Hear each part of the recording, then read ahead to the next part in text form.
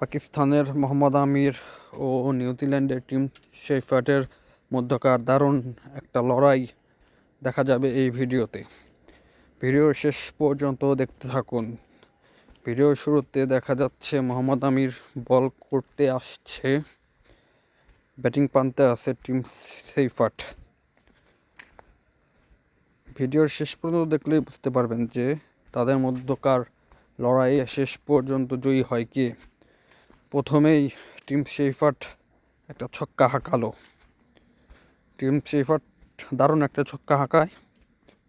তারপরে আমির তার বোলিং প্রান্তে ফিরে যাচ্ছে, তখন টিম শেফার্ট তাকে কিছু একটা বলে, যার ফলশ্রুতিতে আমির আবারও বল করতে আসে এবং টিম শেফার্ট এবারও আরেকটি 4 হাঁকায়।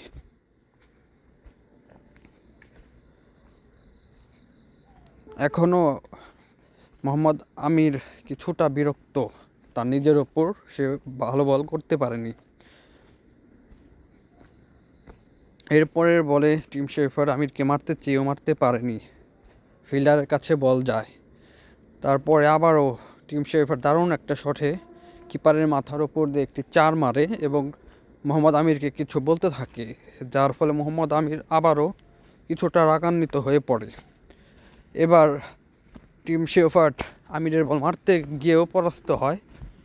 বলটা নাগাল সে পায়নি, বলটা অনেক বাইরে ছিল, যার ফলে মারতে পারে নাই এবং মারতে না পারলেও আবারও সে উঠে আমিরের দিকে যায়। এবারও সে আমিরের বল আবারও হিট করে এবং একটি বাউন্ডারি দেখা পায়। তো এখন পর্যন্ত টিম শেফার্ট কিন্তু আমিরের বিপক্ষে ব্যাটেলে জয় লাভ করেছে।